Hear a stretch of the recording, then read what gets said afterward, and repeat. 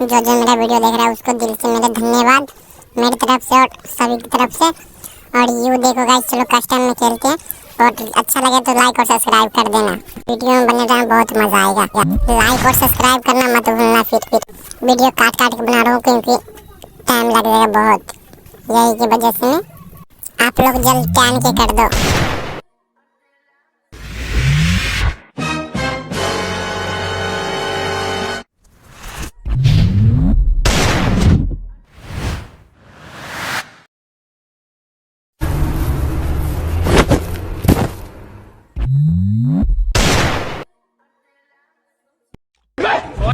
मैं बाबा टिल्लू। अब बोल। अरे बाबा